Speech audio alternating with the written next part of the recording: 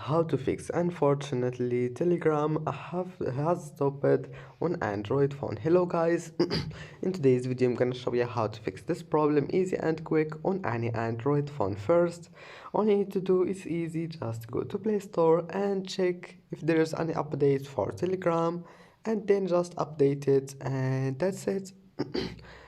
And if that doesn't fix your problem, restart your phone and then go to settings and now apps and then apps again, and here you need to find all your installed apps, and after that type here Telegram and then click force stop and go to storage, click clear cache, and that's it. Now